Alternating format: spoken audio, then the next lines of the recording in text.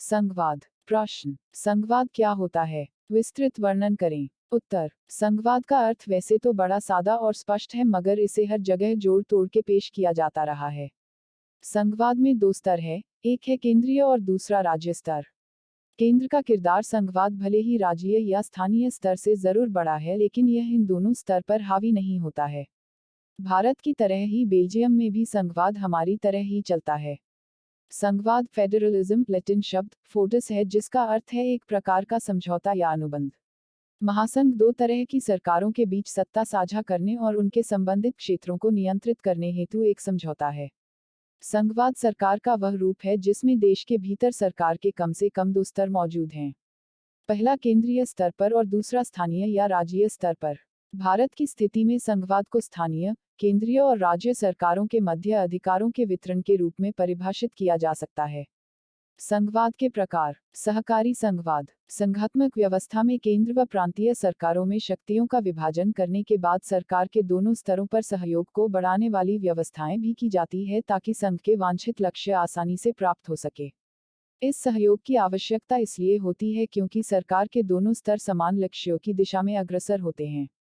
संघात्मक व्यवस्था के सामान्य उद्देश्य दोनों सरकारों के अलग अलग कार्यों के बाद भी उनके अंतःक्षेत्रीय संबंधों को अनिवार्य बना देते हैं। सौदेबाजी का संघवाद। संघवाद की स्थापना का मूल आधार केंद्र व प्रांतीय सरकारों में पाया जाने वाला पारस्परिक सहयोग है, लेकिन कुछ देशों में आज पारस्परिक सहयोग का स्थान सौदेबाजी ने ले लिया है। एशिया और अफ्रीका के नवोदित देशों ने पाश्चात्य संघवाद को गहरा आघात पहुंचाया है। इन देशों में द्वितीय विश्व युद्ध के बाद दलीय व्यवस्था के नए प्रतिमान स्थापित हुए हैं। इन राज्यों में द्विस्तरीय प्रकृति वाले राजनीतिक दलों के जन्म लेने से संघात्मक व्यवस्था में सौदेबाजी का प्रचलन बढ़ा है। एकात्मक संघवाद। संघात्मक व्यवस्था एक गतिशील व्यवस्था है।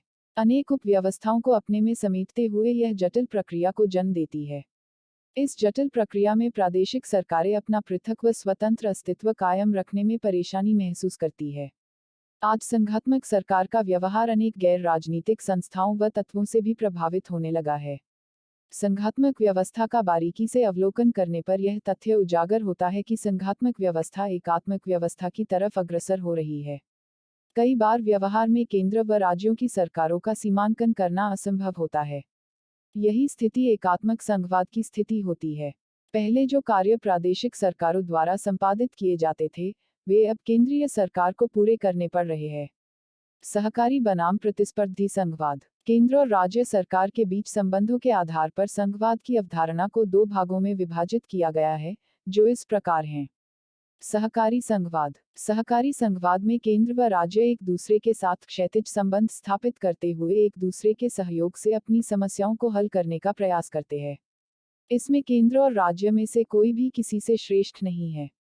जानकारों के मुताबिक यह राष्ट्रीय नीतियों के निर्माण और अमल में राज्यों की भागीदारी सुनिश्चित करने के लिए एक महत्वपूर्ण उपकरण है। संघ और राज्य संवैधानिक रूप से संविधान की 7वीं अनुसूची में निर्दिष्ट मामलों पर एक दूसरे के साथ सहयोग करने हेतु बाध्य हैं।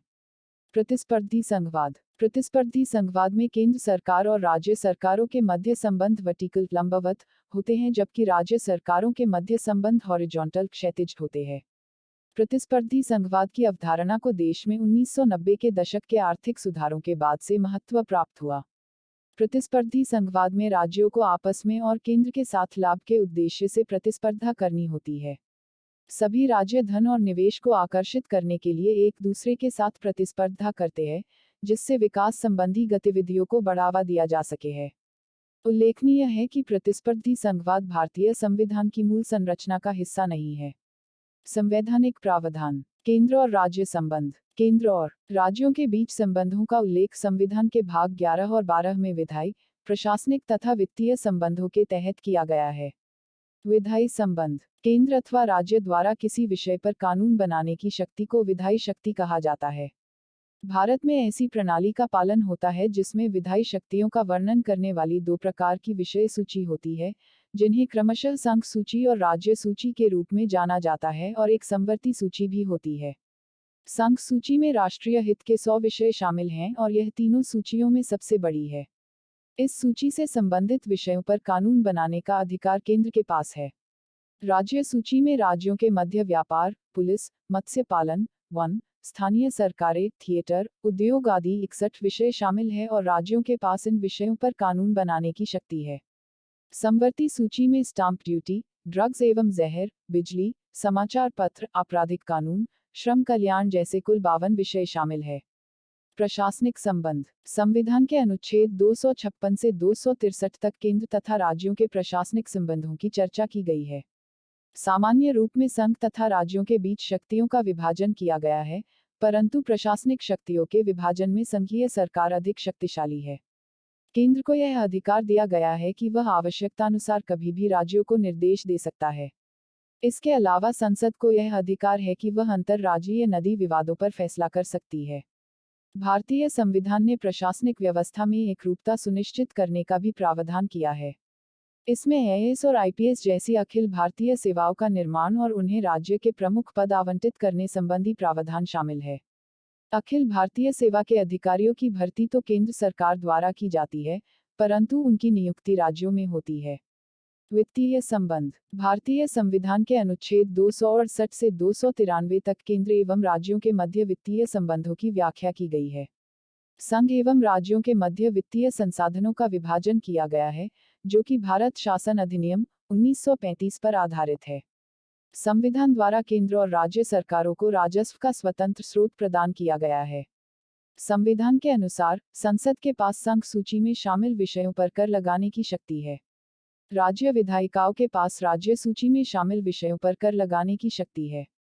संसद के पास अवशिष्ट विषयों से संबंधित मामलों पर भी कर लगाने का अधिकार है। भारत के लिए संघवाद का महत्व। भारत के लिए संघवाद जरूरी है, जिससे कार्यप्रणाली सही ढंग से काम करती रहे।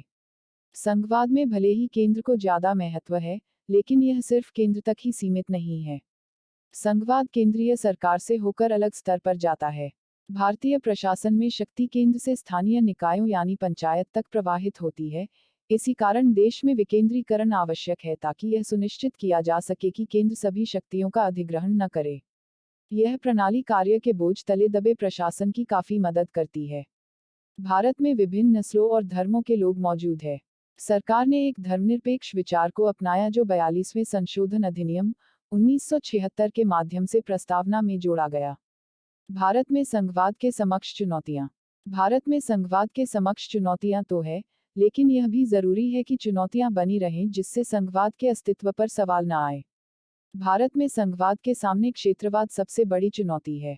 विशेषज्ञों के अनुसार संघवाद सबसे अधिक लोकतंत्र में ही कामयाब रहता है, क्योंकि यह केंद्र और राज्यों के बीच शक्तियों के केंद्रीकरण को कम करता है। संयुक्त राज्य अमेरिका और ऑस्ट्रेलिया के विपरीत भारत में शक्तियों का वितरण संविधान की 7वीं अनुसूची में वर्णित 3 सूचियों के तहत किया जाता है। इसके अलावा समवर्ती सूची में वह विषय शामिल है जिनमें केंद्र व राज्य दोनों की ही भागीदारी की आवश्यकता होती है। विवाद में केंद्र को प्रमुख माना जाएगा। इस प्रकार शक्तियों के बंटवारे के कई अन्य प्रावधान भी है जिनमें केंद्र को वरीयता दी गई है, जो कि राज्यों के मध्य केंद्रीकरण का भय उत्पन्न करता है।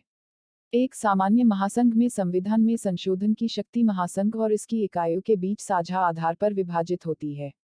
भारत में प्रत्येक राज्य के लिए राज्यपाल का कार्यालय एक संवेदनशील मुद्दा रहा है, क्योंकि यह कभी कभी भारतीय संघ के संघीय चरित्र के लिए खतरा बन जाता है।